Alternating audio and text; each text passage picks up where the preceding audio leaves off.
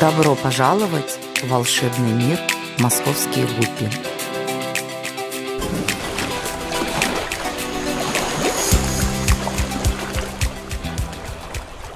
Всем привет! Здравствуйте! Меня зовут Руслан, и я представляю аквариальную московские гуппи. Друзья, в этом ролике мы продолжаем свой цикл рассказов о работе над новой линией гуппи, которой еще нет нашей аквариальной. И в первой части этого цикла мы рассказали, какие линии гуппи мы взяли для первого креста. То есть, каких самцов и самок мы посадили как родителей для получения потомства. Кому интересно, может посмотреть этот ролик по ссылке в описании к этому сюжету. А кому лень это делать, коротко скажу, что в качестве производителей мы взяли 4 самцов породы черная московская и 3 виргинных самок получерных канадцев. Вот фотографии, на которых показаны эти породы гуппи с выведенными формулами генотипа обоих линий по фоновому окрасу. На основании этих формул мы составили генетическую карту по фоновому окрасу предполагаемого потомства от скрещивания этих 2 линий гуппи. И вот что у нас в теории получилось. То есть теоретически в первом поколении потомства, которое обозначается как F1, мы должны были получить четверть мальков с внешним окрасом по фенотипу канадцев, четверть московских черных и остальную половину неопределенных по стандартам чистых линий мальков.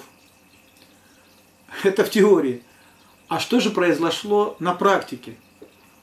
А на практике для начала нам пришлось очень долго ждать первую метку.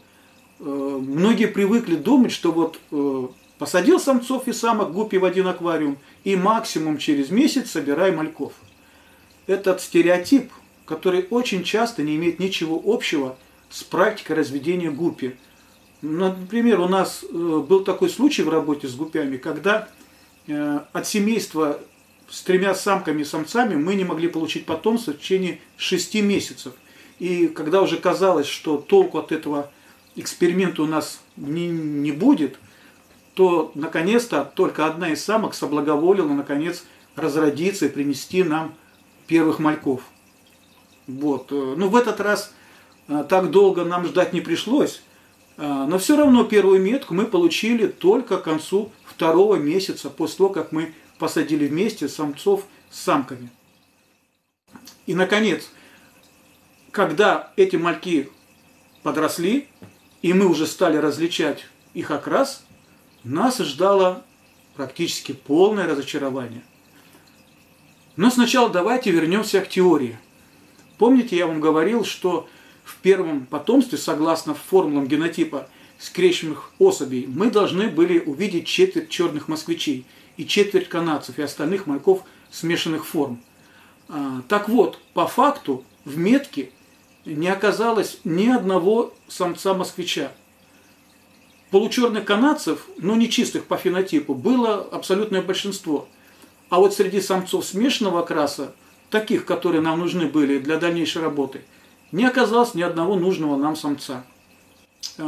Кстати, отсутствие в метке чистых по фенотипу черных москвичей нас, в принципе, не особо удивило, так как на основании прошлых наших селекционных опытов и научной литературы, которую мы изучали по этому вопросу, мы пришли к выводу, что московский признак не является результатом работы какого-либо одного гена, а скорее всего этот признак является результатом работы нескольких генов, которые сцеплены между собой по определенной генной конструкции.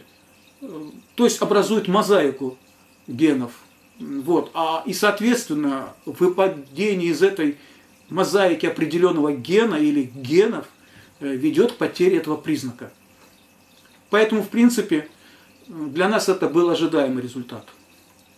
А вот отсутствие в метке нужных нам самцов нас расстроило.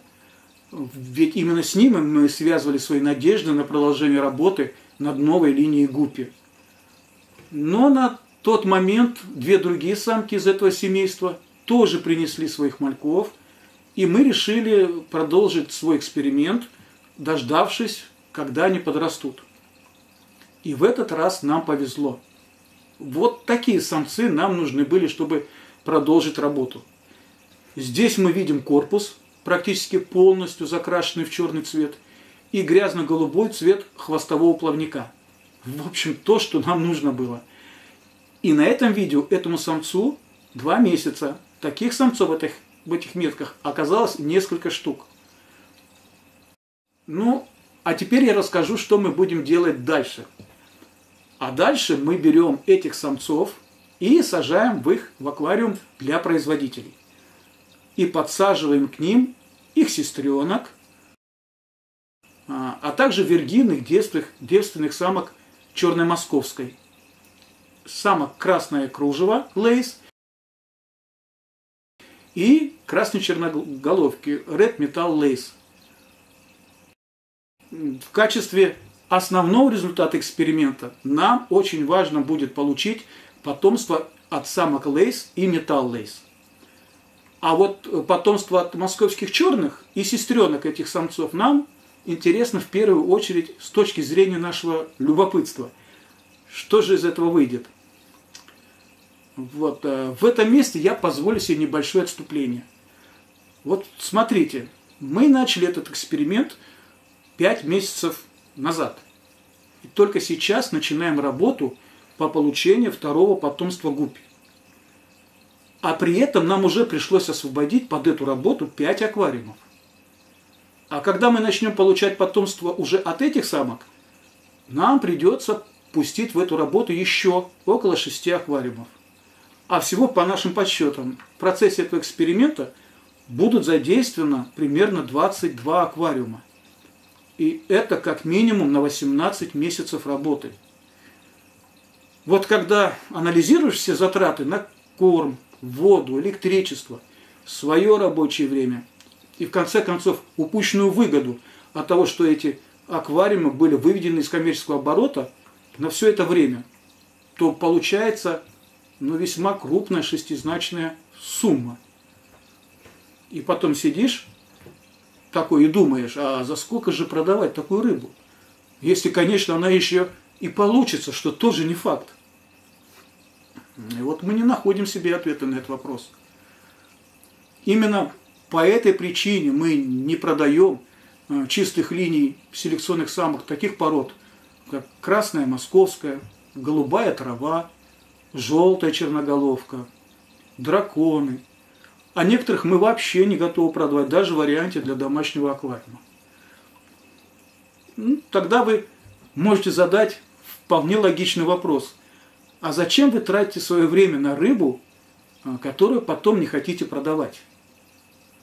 Ну, кстати, любой гуппивод или гуппятник, как хотите называйте, знает ответ на этот вопрос. И ответ звучит так. А нам интересно, вот просто интересно этим заниматься. И любопытно, знаете, какой азарт от этого процесса испытываешь? Ну а если не проводить таких опытов и экспериментов, то заниматься гуппи просто ради коммерции довольно-таки скучно. Вот такая история. В общем, друзья, эксперимент продолжается. Промежуточный результат нас радует. Мы идем вперед.